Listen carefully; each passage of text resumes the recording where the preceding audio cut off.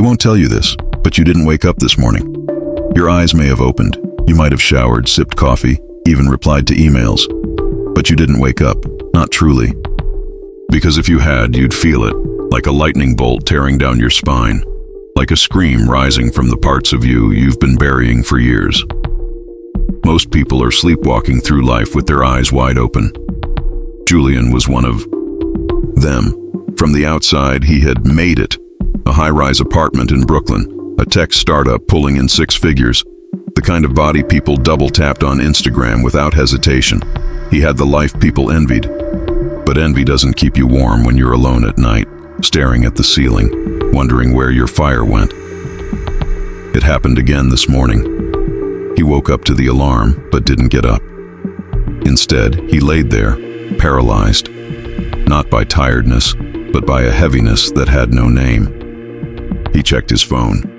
The dopamine drip of likes, messages, updates, all of it designed to keep him sedated, distracted, domesticated. Then something broke. Maybe it was the silence between the buzzes. Maybe it was the way the early morning light hit his window differently. But for the first time in years, he didn't reach for his phone. He reached for the window, for the light, for himself.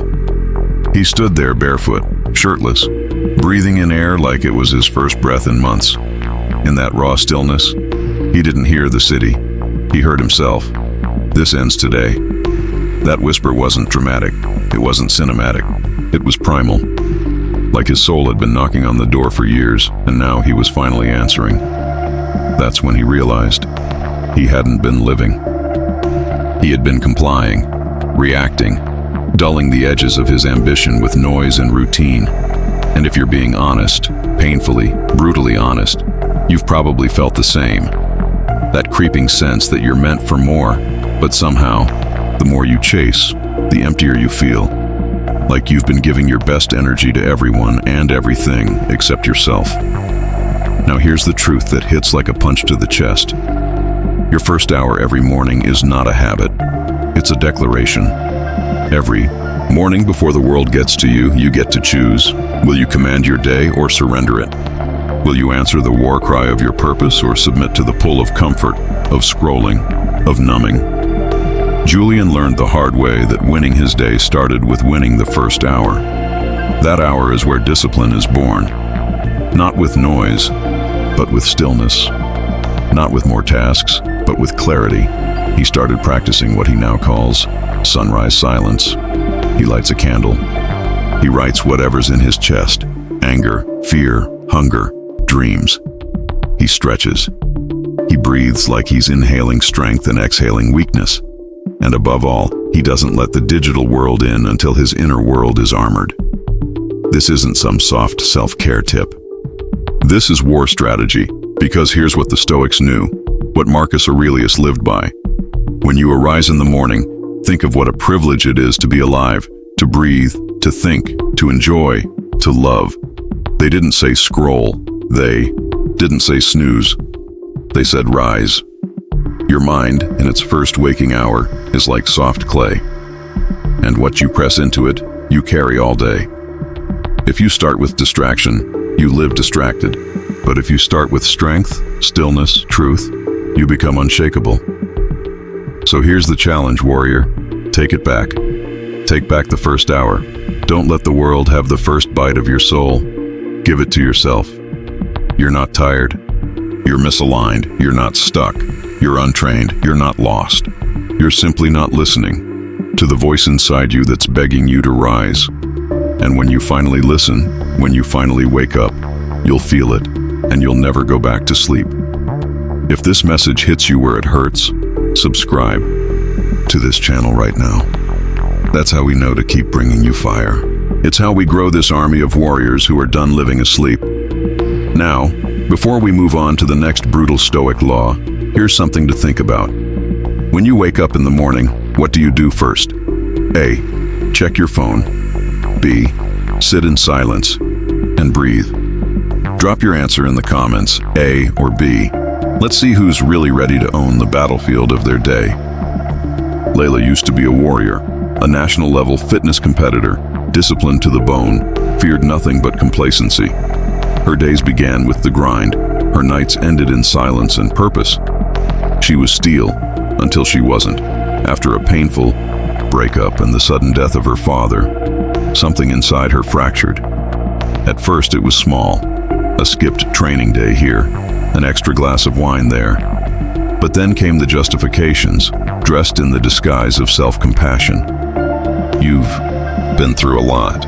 You deserve rest. You'll bounce back tomorrow. The voice didn't come all at once. It whispered, soft, almost kind, like a friend. It told her what she wanted to hear, not what she needed to know. And slowly it took root. That voice, the parasite of comfort, didn't yell. It lulled. It wrapped itself around her like a weighted blanket and convinced her she was healing, when in fact, she was surrendering. It was months before Leila realized she had stopped training, not because her body was tired, but because her will was. She looked in the mirror one night and didn't see an athlete anymore. She saw a stranger who had made peace with mediocrity. That broke her in a way pain never did. Because pain builds, but comfort, left unchecked, destroys. She sat on her bedroom floor, surrounded by empty snack wrappers and undone goals, and she felt it, the flicker, the faint but furious flame of something she thought she had lost. Resistance. She stood up, walked to the bathroom, and splashed ice water on her face. Not for hygiene, for clarity, for shock, for war. That night, she wrote on the mirror in red, lipstick, "Comfort is the enemy, resistance is the cure." The next morning, the voice returned. "Just sleep in. You've been pushing hard. Just one more hour." She didn't argue. She didn't rationalize. She counted 10, 9, 8. By the time she hit one, her feet were on the floor. Cold, awake, back in the fight. That became her ritual. Whenever the voice spoke, she counted backward from 10. No matter where she was, bed, couch, office, she moved when she reached one. She never let the voice finish its sentence again. This wasn't a return to old habits. This was evolution. Because the voice never goes away. It adapts. So you must too. That voice lives in everyone. It sounds different for each person. For some, it says, "You've earned it."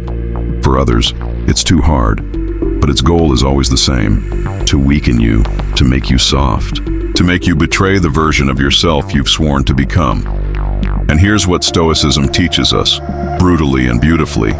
No man is free unless he has mastery over himself. And there is no mastery without war.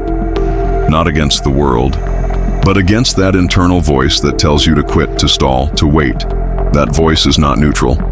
It's a predator. It feeds on hesitation. The longer you listen, the stronger it gets. And soon, it doesn't whisper, it commands. But when you act, especially when it's hardest, you starve the voice, you starve the doubt, you starve the weakness. Leila didn't just get back in shape. She reinvented her discipline. She began cold plunging twice a week, not for physical benefit, but to practice mental defiance. She joined a local Muay Thai class where she was the only beginner and got knocked down over and over because she wanted to stop flinching. She stopped calling comfort self-care and started calling it what it truly was: fear wearing a robe. Because when you make comfort your god, you become a servant to weakness. But when you make resistance your practice, you become free. This isn't about pushing yourself until you collapse. It's about refusing to be ruled by the part of you that only seeks safety. Safety isn't the goal. Strength is. And strength only comes from tension, from resistance, from saying no, when every cell in your body begs for yes. Now every time Leila hears that voice, she smiles. Not because it's gone, but because she knows it means she's on the edge, the exact place where growth begins. And that's the battlefield most people never step onto.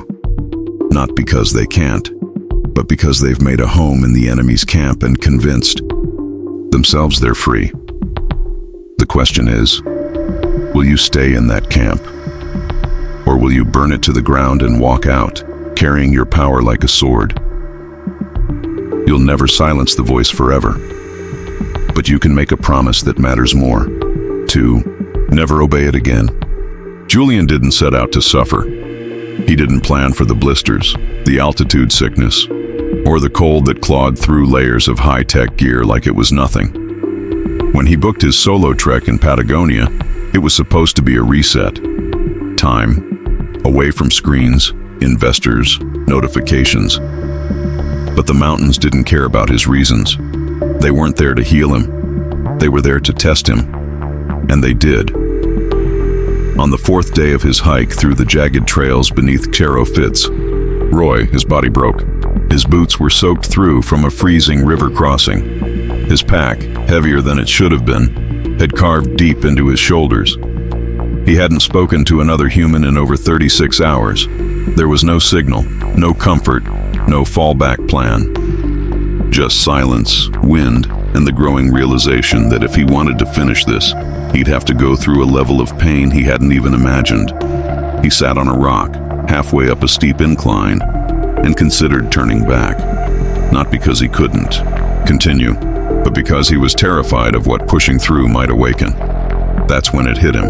The version of him who could finish this hike wasn't the one currently sitting on that rock. It was the version of him waiting on the other side of this pain, and the only way to meet that version, the one stronger, clearer, more alive, was to burn away everything weaker inside him. Pain was the price, the only one that mattered. We're taught to avoid pain at all costs. Pain means something's wrong, we're told. Get rid of it, numb it, treat it. But the Stoics knew better. Pain, when chosen, when faced head-on, isn't destruction, it's refinement. It's the forge where resilience is molded, where clarity emerges, where softness is stripped away. Seneca didn't say avoid adversity. He said, no man is more unhappy than he who never faces adversity. Why? Because a man untouched by struggle remains untested, and what's untested can't be trusted. Julian pushed forward that day, not with grace, but with grit. Every step was agony, but with every step he felt something inside him harden, not in bitterness, but in resolve. He wasn't just hiking anymore. He was breaking something inside himself: entitlement, fear, fragility. And in its place, he was building something ancient and indestructible. By the time he reached the summit, he wasn't the same man. He was smaller, in a way, humbled by the scale of nature, by his own insignificance. But he was also sharper. He had looked at pain, sat in it, moved through it, and survived. No TED Talk, no meditation app, no productivity hack could have given him what that mountain did.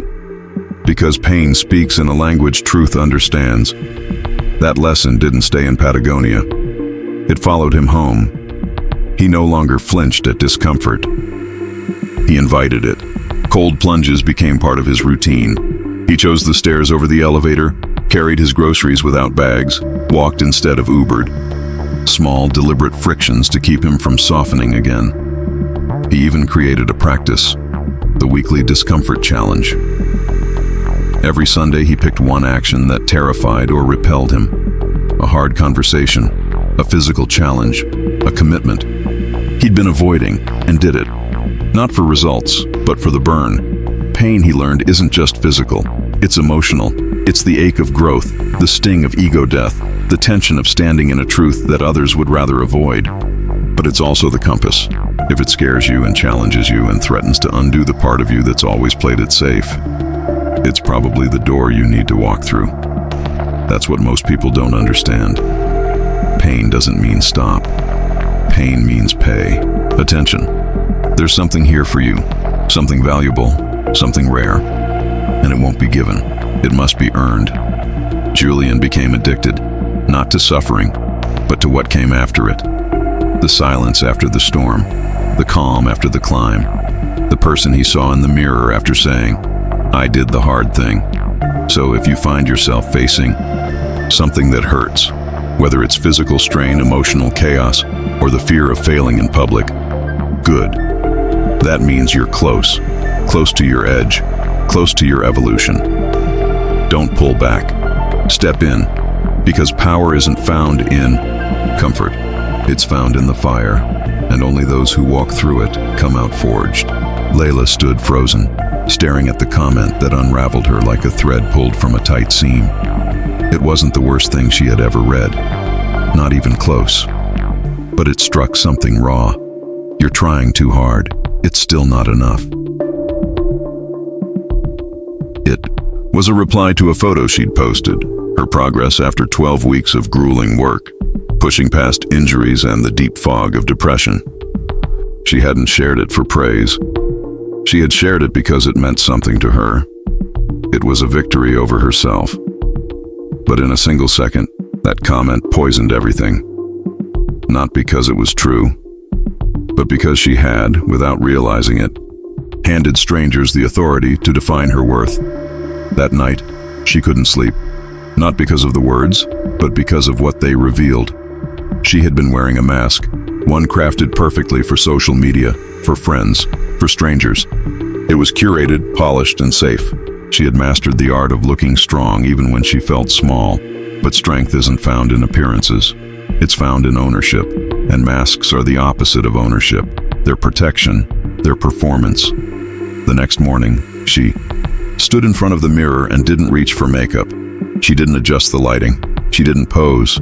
She just looked. And for the first time in years, she asked herself, not who do I want to be seen as, but who am I really? The answer came quietly. Not a word, but a feeling. And that feeling said, enough. She took out her journal and wrote one sentence, over and over until the page bled ink. I don't need their permission. Then she did something she hadn't done in over a year. She posted a video of herself speaking raw, unfiltered. No edits, no filters, no script. She spoke about shame, about the pressure to perform, about the silent craving for approval that had been driving her deeper into someone else's expectations. And then she closed the app. Marcus Aurelius once said, you could leave life right now. Let that determine what you do and say and think. Leila read those words that evening, and they pierced through every layer of her social mask. Life is short, brutal, beautiful, unpredictable, and she had been living it like she needed applause to justify her breath. That was the night she decided to burn the mask. It wasn't dramatic. There was no ceremony, just a quiet refusal to keep pretending. From that day forward, she stopped asking for permission to speak, to rest, to push, to pull back. She no longer shared for validation. She shared for connection. She no longer posted for approval. She posted for truth. What she discovered was something no one talks about. The more you reveal your truth, the more you polarize. Some people love it, others walk away. And that's the point. The world wasn't meant to approve of your authenticity. It was meant to be changed by it. Letting go of the need for approval doesn't mean you stop caring. It means you stop compromising. She began living by a simple creed. If it's not true, I don't post it. If it's not real, I don't say it. If it's not mine, I don't carry it. It wasn't easy. Approval addiction is subtle, ingrained. It hides in your decisions, what you wear, what you share, what you hold back. But like any addiction, the cure is in withdrawal. Cold, clear, consistent. Leila started practicing what she called no-filter days. Once a week, she would do something raw, something vulnerable.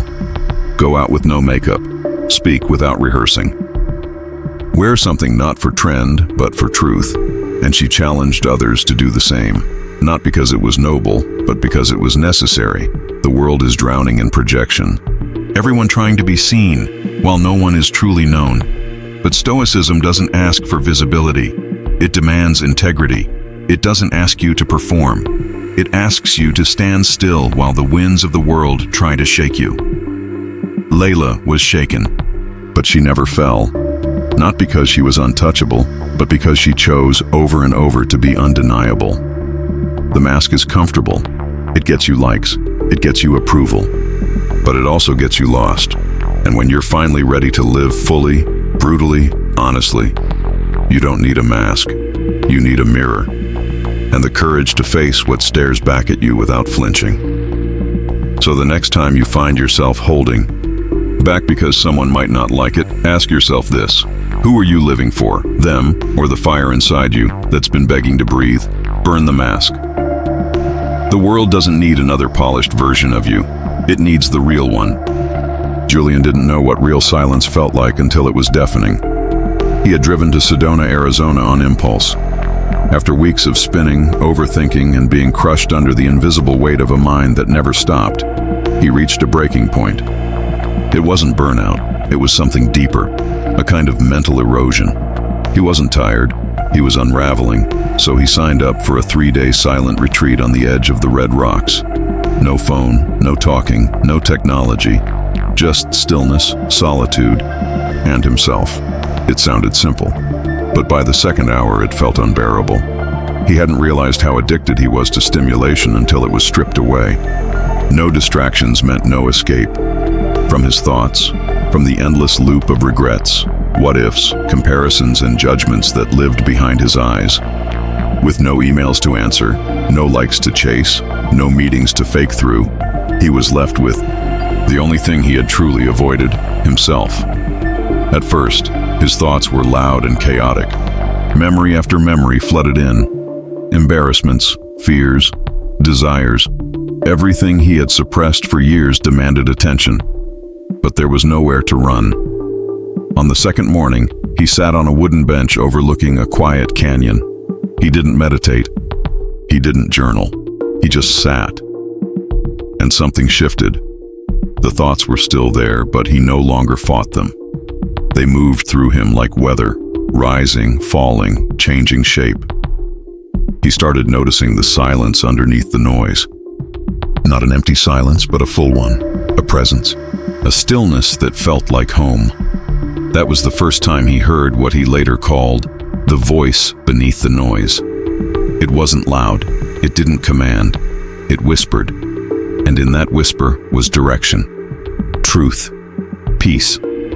This was the fortress he had been searching for, not something built around him but within him. Mental silence isn't the absence of thought. It's the ability to not be ruled by it.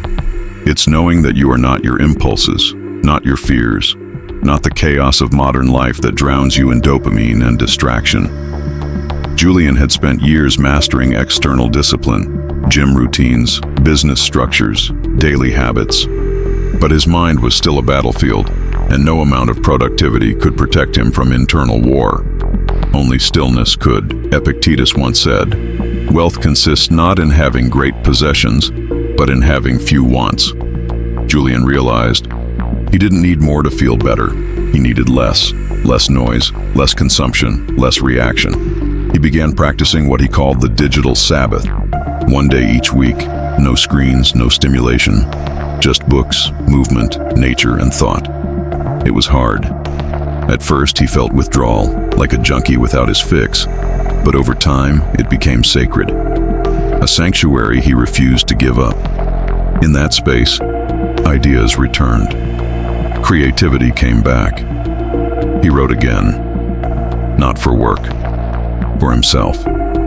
He reconnected with people face to face, eye to eye. He remembered what his own voice sounded like without being filtered through algorithms or market strategy.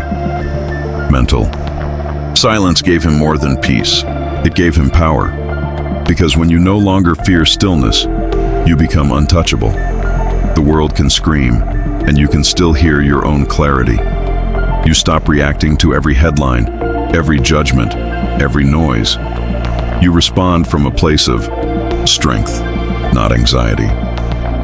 Leila noticed the change the first time they met at a retreat in Oregon.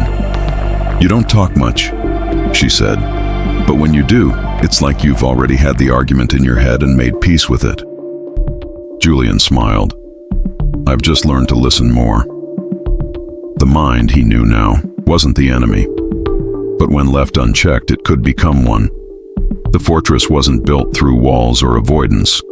It was forged in presence, in learning to sit with discomfort, and in choosing clarity over chaos. We live in a world that worships noise, louder opinions, faster updates, more content, more urgency. But strength is never found in volume. It's found in quiet decisions made without applause.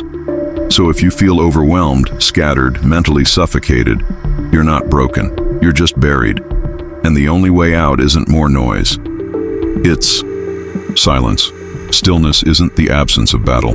It's the ground you stand on while everything else burns, and still you remain. Find that place.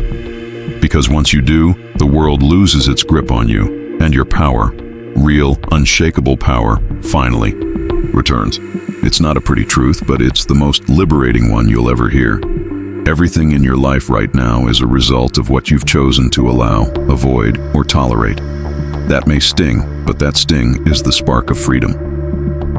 Julian knew this the moment he stood on the trail alone in Oregon, watching the firelight flicker in Leila's eyes across the camp circle.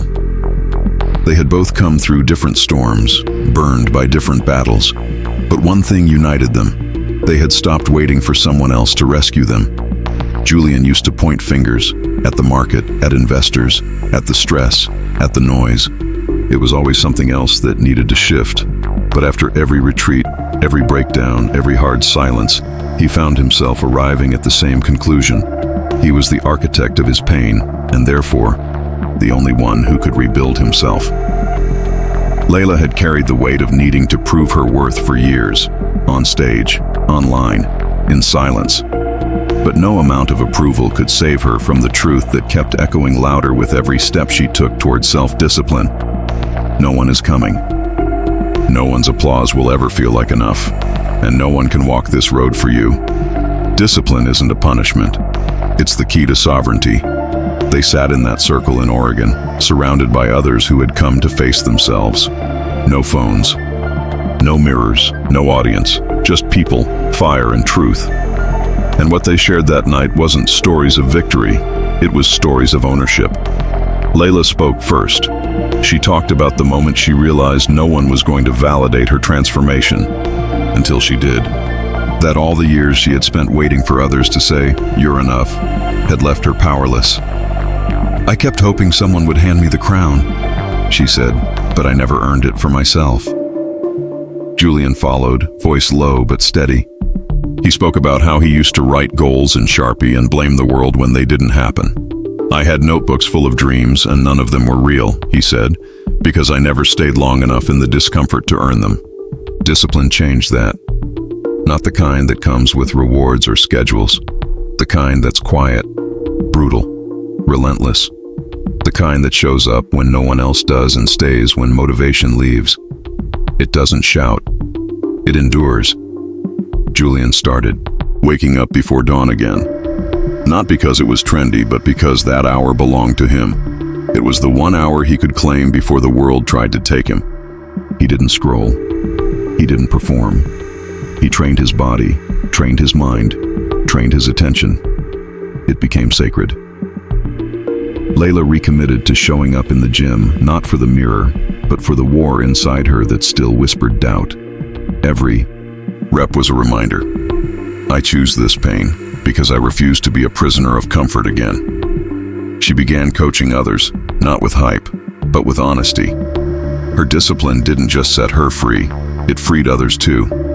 Together, they created what they called the Stoic contract. It wasn't complicated. It was a single page, handwritten, signed with conviction. It said, I take full responsibility for everything I want, everything I fear, and everything I avoid. I will act before I feel ready. I will speak before I am sure. I will show up especially when I don't want to. And then they asked the rest of the group to sign their own. Because ownership isn't passive, it's active daily, minute by minute. You don't just decide once. You decide again and again, especially when it's hardest, especially when it's inconvenient, especially when the old you wants to come crawling back into your skin and whisper, let's just wait. But that version of you doesn't get to lead anymore. Not if you're serious about freedom. Not if you want peace that lasts longer than a quote on your lock screen. Discipline is brutal, yes, but it is also the birthplace of dignity. When you no longer need permission, when you no longer need applause, when you stop negotiating with your excuses, that's when you finally feel free. Not free because the world bends to your will. Free because you know you can bend yourself to your purpose, and that, above everything, is what makes a warrior unstoppable. Julian and Leila didn't meet by chance. They met because pain forced them onto the same path. Two lives shaped by vastly different experiences, but driven by the same truth. Comfort was killing them, and only brutal honesty and unrelenting discipline could resurrect what had been buried inside. Julian began as the man who had everything except himself. He chased achievement but lost clarity. He built a company but forgot how to build peace. His story was not about failure. It was about numbness. The slow decay of purpose beneath layers of noise, distraction, and empty victories. But the moment he faced his silence in Sedona, stripped of digital noise and external approval, he heard his own voice again. That voice didn't beg for more success. It begged for ownership. Leila's fall wasn't public, but it was profound. From elite competitor to emotional collapse, she found herself surrounded by comfort disguised as kindness. The culture told her to rest, to be soft with herself, to heal. But comfort isn't healing, it's seduction. And it nearly kept her there, stagnant and small, until she faced the mirror, not the one in her gym, but the one in her mind, and realized that discipline wasn't the enemy. It was the doorway back to power. What connected them wasn't perfection. It was the decision to stop negotiating with their potential, to stop needing applause before taking action, to stop seeking peace in a world designed to distract them from ever finding it. Their journeys weren't dramatic. They were human. They were painful, they were real, and they led to one unshakable truth. Discipline is freedom. Ownership is power. Stillness is clarity. And discomfort is the only place where transformation begins. So what does that mean for you? It means no one is coming to save you. It means your comfort zone is a prison dressed in luxury. It means everything. You're avoiding the hard conversation, the early morning, the stillness, the resistance is exactly where your greatness is hiding. This isn't about becoming someone else. It's about remembering who you were before the world convinced you to play small. You don't need more time. You need more truth. You don't need more motivation. You need momentum. You don't need to be perfect. You need to be consistent. The next chapter of your life doesn't begin when things calm down. It begins when you stand up. So own the noise, own the silence, own your weaknesses, own your strength, own every single part of the path, because when you do, nothing can control you. Not fear, not failure, not your past. You are not here to be liked. You're here to be legendary. Now it's your turn to answer the call, not for applause, not for approval, but because deep down, you know there's more in you, and it's time to bring it out. Let me leave you with this question. Quick quiz. Which truth hits harder for you right now? A. I am not tired. I'm undisciplined. B. I don't need more motivation. I need more responsibility. Drop your answer in the comments, A or B. I want to hear your thoughts. What part of this journey hit you the hardest? What did Julian or Leila go through that felt like your story? Drop a comment and share your perspective. Someone else out there needs to hear it too. And if this message lit something inside you, if it reminded you of your fire, don't let it fade. Hit that subscribe button, and let's keep building this army of warriors who refuse to play small. The next video is already on the way, but the next move, that's on you.